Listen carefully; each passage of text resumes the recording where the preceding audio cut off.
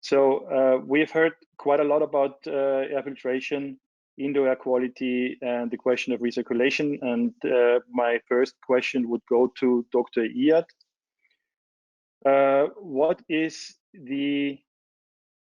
How is indoor air quality currently perceived in the Middle East specifically, and what do you think is necessary to do in order to alert the people to improve their systems?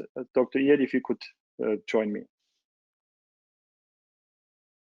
Thank you, Marcus. The first thing I would do, specifically in this time, in the light of COVID-19, but in general, I would basically conduct complete maintenance of the entire filtration stages. So let's say I have a hospital of 4-stage filtration or 5-stage filtration. I would conduct the entire maintenance. So I would remove all the filters, replace them, conduct complete maintenance, filter replacement, and disinfection. Clean the coil if possible. Ducts may not be that accessible, but I would go through a comprehensive sort of maintenance measure. In terms of indoor air quality, I think we need to revisit, for non-healthcare, we need to revisit the existing systems, and as much as possible consider retrofitting. As mentioned before during the past presentations, some systems may or may not be able to accommodate the additional pressure drop inherited by enhancing the efficiency. So we got to look at this. You cannot just go to a fan coil unit that is so modest and can only accommodate 7 Pascal or 20 Pascal to install a high efficiency filter that needs to be preceded by a couple of other filtration stages to do the job. So I think we got to redo the math, and I stress on this. We got to redo the math on how we perceive air filtration as an important part of indoor air quality. We got to look also at the indoor pollutants and make sure that this is part of our appropriate air filtration selection. Marcus? Thank you. Tobias, when we look at air filtration systems, and we've heard we should improve and enhance the filtration efficiencies, do you observe problems at the moment that clients would come and ask for a filter which has a too high efficiency rate, which is a problem then for the system itself, that you have a too big pressure differential in the system, which can lead to damages? Yes, absolutely. Because many of the recirculation units are not made for taking a HEPA filter or even an EPM 180. And that, of course, causes problems. So that's why I said in my presentation, of course, ideally, you would put a HEPA if your unit can take it. But we will have many cases where that will be simply impossible because the pressure drop will be too high for the unit. So a short-term fix would be, if you're not able to put even a PM 180, better shut it off and replace it by an air purifier. But long term, I completely agree with Dr. Iyad. There will be a need to rebuild and improve a lot of the air handling units and ventilation systems. So that means we will have there is a big need for actually go back and retrofit buildings and invest a lot of money. Now, for you and also for Stefan and Orkan, the question that sounds like a lot of money has to be invested. Is what do we know aside from the pandemic? What would be the return of investment if we do that? If we revisit our systems and upgrade them now in this moment? Stefan, if you could answer that, or Tobias, if you're already on the camera, how do you see that? I'll leave it first to Stefan to say something. Okay. The energy recovery is a standard in Europe, and you already have to use energy recovery system on each air handling unit, and it's on that side a change, because as more fresh air as you need, as more profitable is the energy recovery. and as more important is the energy recovery to recover the temperature in the Europe. In the Middle East is the same situation, but it's more influenced by cooling recovery. It's more influenced by humidity recovery, so that dehumidify the outside air.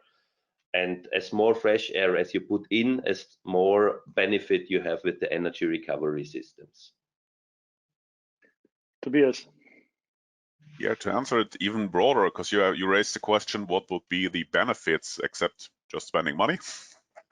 Because what we would do by doing any of these improvements measures, we would improve the indoor air quality. And what's the benefit of that? It's twofold. On the one side, it's of course a health benefit for the people in the room, but just seen it from a commercial perspective, there's several scientific studies proving that improved indoor air quality also increase the productivity in the building. There have been, for instance, studies done at school children doing same tests and exams in good air quality and bad air quality, and you will see significant improvements of performance. So taking that into account would actually create a payback. Even if you, of course, you have some investments in the beginning. True. Yeah. Orkan, from an energy perspective, if we invest now money into making our buildings better in terms of coping with the COVID-19 situation, what are the long-term implications when we think about if we take this money, we invest it, what would be the return on the energy consumption side? Is there a benefit to improve the systems on the long run on the energy bill?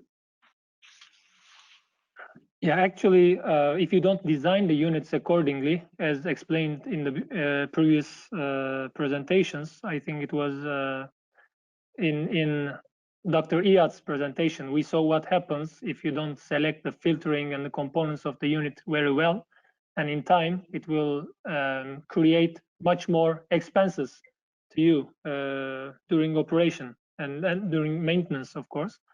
Actually, it's a bit frightening when you see all these special materials and components and all the details about hygienic unit. You may think like it's a double size of a standard unit with a lot of inspection sections and so on. But if the salesperson who is selecting the unit for the customer, or if the customer who is selecting the unit knows what he is doing, he should think more clever to use also the inspection spaces in the unit as well.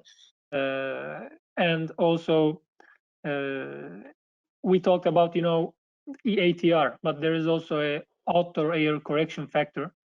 It's also how can we say that it's the penetration of outdoor air to the extract side. If it is on outdoor air is on positive side, for example, then you increase the load on the fan, increasing the outdoor air correction factor. So whatever you do to improve the EATR, it also affects the OACF. So the selection of the unit will affect the power consumption of the fans a lot in time. This must be considered as well. And so as it's mentioned by Silvan as well, the selection software is very much important, and the knowledge of the person who is selecting the units is very much important in this point of view. Tobias, when we improve the filtration efficiency, we also protect the components, right, of the system, of the air handling unit. As we have seen in the presentation by Dr. Iyad, there is a big difference if you have a good filter working to keep your components safe as well. How much is that of a thing if we calculate costs and returns? Yeah, for sure. If you have a good filtration, starting from the pre-filtration, you will definitely significantly reduce the cost of cleaning of the units, because a well-protected and well-filtered air handling unit and air handling unit system or ventilation system will have significantly low maintenance cost over time. So yes, there is definitely an impact on it. We have questions regarding ultraviolet components. Perhaps a question for Stefan. If you have a UV device which you use for your coils for your energy recovery, does it have any effect on disinfecting the air, or is it just for the coil itself? No. The idea is that the UVC lamps kills the virus, and there are some tests in the moment how efficient this UVC lamp is for the SARS-CoV-2. It's not to protect the equipment. All right. So the cleaning a rotary heat exchanger, for example, with UV is not the. So is it separated? Do you clean it with UV, or no? It's separated in the airstream. Yes, the idea is to put the UV lip as a separate box in the supply air site. Okay. One question to basically everyone, or Orkan, please, you want to contribute on this topic? Orkan, you're muted. Sorry. As Stefan explained, UVC lights, it's under very much investigation right now about the efficiencies, but it can be used in some different purposes in the unit to clean to disinfect the surface of the coil, or to disinfect the air passing through the unit. And the design of the UVC lights, the module in the unit, or whatever, however you put it in the unit, is depending on very much what you are trying to do. Are you trying to stop microorganisms grow on the coil, and in time it will prevent the coil, the efficiency of the coil will drop, so the pressure drops will increase with the same delta T. You need to work the chillers more maybe, and it creates very much power consumption as well. So it's used to clean the coil surface, but also if you put them longitudinally in the airflow of the unit, there are some applications like that as well, to trying to clean the air passing through the unit inside. But these are really sensitive subjects, because the customer also should the consultants should have some information about what they are asking for, because killing the viruses 99% or 99.9%, they are very much different between. It's maybe the double number of lamps. I don't know the exact number, but it's not very close as we are saying. So the supplier should also have a experience on that, what they are doing. Yeah. Marcus, I can just comment very quickly. I think we're always going back to preventive air filtration. We cannot escape that homework. You gotta do filtration at the source. I disagree that filtration, low cost filtration, or if you reduce your number of stages, this is gonna save you money. It's the opposite. You're gonna have to invest so much time on duct cleaning and coil washing. I've witnessed in a hospital being the duct is being cleaned and dust was all over the place. I know the technique itself has improved, but imagine the disruption of activities and dust is going all over the place. Going back to UV, what is that going to do if the coil is coated with dust, with humidity, and eventually you have this solid paste that's not going to amount to much? I think the key is appropriate air filtration selection. I know I must have mentioned this 3 to 4 times. This is why you need to be able to first characterize physically and chemically what you have. 2, go back to a filtration expert, provide this information, and then make your filtration selection appropriately. Without this, it's just going to be a guessing game. We do that with this, it doesn't work, then what do we do? Air filtration is a preventive measure. We don't allow things to degrade and then go around coils and air handling units and surfaces and start to look for where the contaminant has deposited. It's a preventive measure. We got to go back and say, we reinforce filtration, we play by the book, And this is how we can speak the same language when we talk to consultants, manufacturers, and end users or facility managers. Air filtration manufacturers that spend quite a bit of money at R&D, basically when they see the pictures that I've shown, it's, you know, what sort of investment they should do if the counterpart is not willing to invest on their own facility.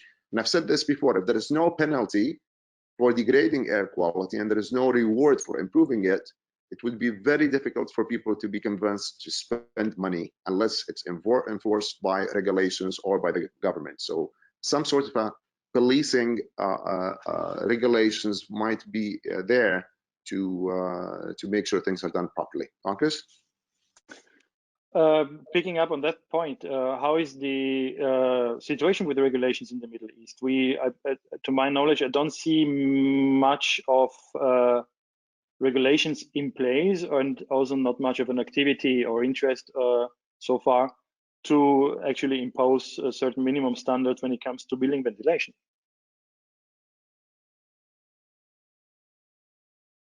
That's for you, Iyad. Would you like me to answer? Yeah. Yeah. Again, what is the tool here? The tool is deploy sensors and aerosol monitoring equipment indoors, at least indoors and possibly outdoors. If I go to a shopping mall, I should have access to the indoor air quality. You know, I think going back to work, airports, schools, they should invest not only in reinforcing filtration, but aerosol monitoring equipment that would verify to the human occupants or maybe the parents when it's school or university that we have done a comprehensive agreement in terms of whatever regulations that we have. This is why I call upon governments to come and play a role in this. If you don't abide by the regulations and if the sensors spot excessive PM10 or PM1 or H2S in a school or a mall, then an action should be taken. We are living in an era of technology where, you know, everything is done on an app. So I would imagine, and I've said this possibly before, I would imagine today I log into the app of a certain indoor space, possibly a shopping mall, and I'll take a look at their PM10, and you know they will use it as a marketing tool. They say we've employed the best filtration when we have sensing system. Please enjoy our indoor space. You know, we gotta let the sunshine in, Marcus. We cannot just go around like this. You know, COVID-19 has captured all our benevolence and our economy. Now we're sitting home thinking about what we should have done in the past 40 years. I think the Middle East should come to in touch with the reality that indoor air quality should not be existing in our imagination. We should transpire this to reality. And regulations and enforcing it and having a system that will ensure it will be enforced is the name of the game. Marcus? Thank you, Iyad. As a last question to perhaps Sylvain and Sylvain, Tobias, and Orkan. I have mentioned before that it is in my mind it is extremely important to rely on certified products, especially in light of the situation we are facing now, to not get a false feeling of security to buy a product which is promising something but then is not delivering. How much of this is true for you in your daily experiences, and what is then?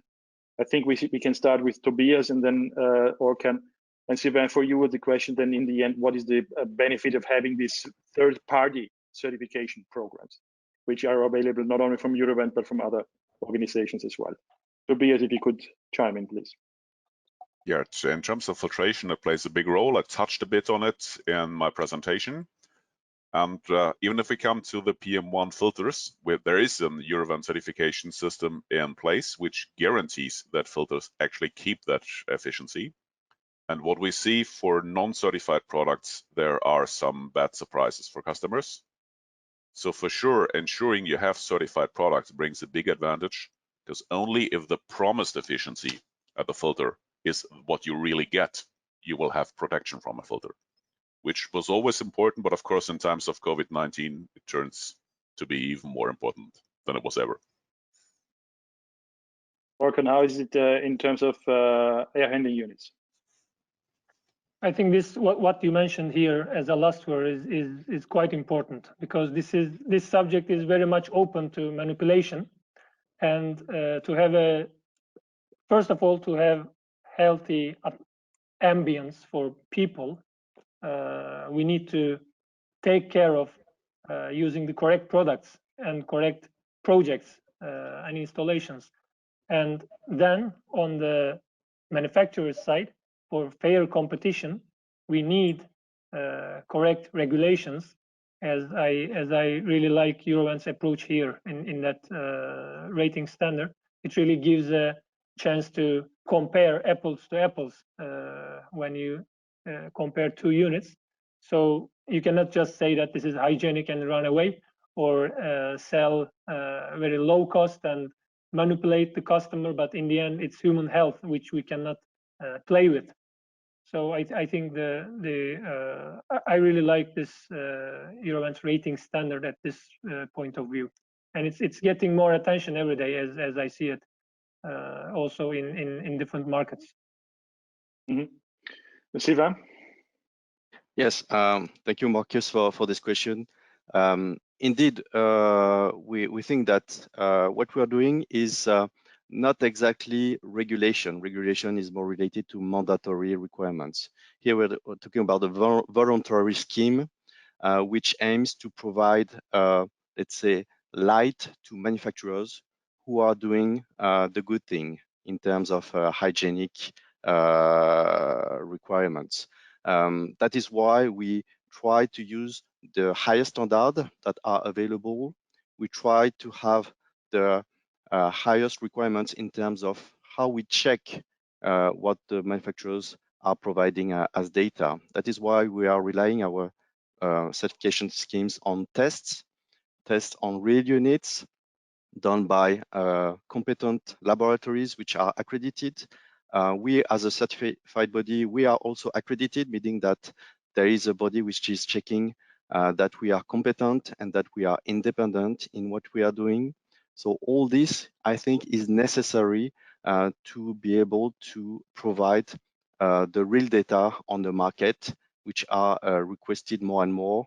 And obviously on hygienic requirements, it will increase in the future. So this is a chain of value, starting with the components to the AHU system, and all the parts has to be checked and verified by a competent and independent body, and this is what we try to do. May I add something? Yeah.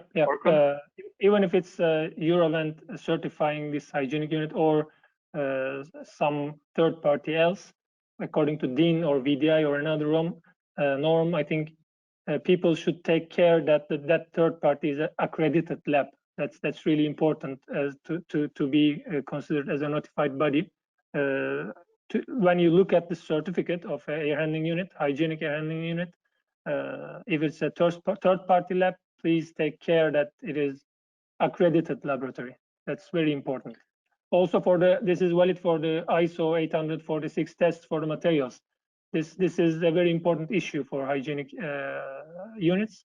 So all the third party labs should be accredited in my point of view. People should take care of that. And as a brief explanation, an accredited certifying body means that the certifying body is also itself tested and audited on a regular basis by an independent verification organization, right? Exactly. Yes. Just quick comment. I like the exchange of the conversation. I also want to highlight it's also fair when we talk about certification to call upon certified installers. End of the day, we manufacture the best products possible, but if eventually the boots on the ground, the maintenance teams in the Middle East are not really competent, and they should be, in a way, in my judgment, certified to handle that filter that so much money has been spent on R&D or a hygienic AHU, and then eventually somebody who is not certified, not competent, install it. I think we just, the entire story loses its theme. So I think we have to be fair to the solutions, the technologies, the R&D investments that's been done in all aspects, air filters, hygienic AHUs, etc., and then bring the maintenance teams to be part of the indoor air quality equation. Currently, they're not. And I invite you to visit any facility management in a shopping mall or in a building. They're not provided the tools and the conditions required to do the best job possible. Marcus? And I guess we do not have enough maintenance personnel or installers in the Middle East who would bring the correct and adequate set of skills, right? It's true. I've seen it in the past 22 years. People are operating in a 50+ Celsius. They only have a couple of screwdrivers. They don't have masks. Only masks have come into the sunshine in the past 6 months. They don't have the proper gown. They don't have the proper uniforms. They don't have the proper training. And then you go back and say, I'm sorry, but your system, your filter, your AHU doesn't really work. I think we're going to be fair. We're going to have a fair measuring stick. The measuring stick right now lacks precision. Thank you. Stefan? Hello.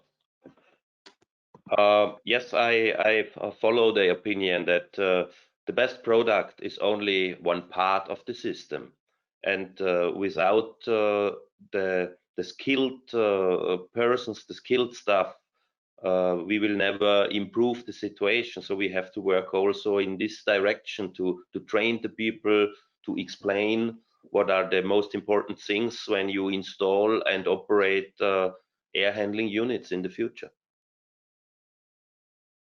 I think this is a wonderful final statement that also means that that we as an association.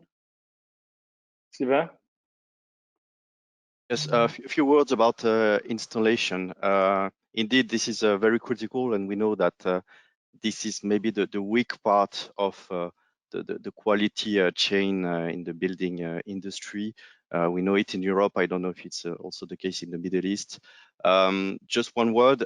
This is why a few years ago, there is a sister company of ECC which was created, which is called the Copilot Commissioning Building, which aims to provide a protocol to make sure that the commissioning of the buildings are done according to the customer requirements, whatever it is.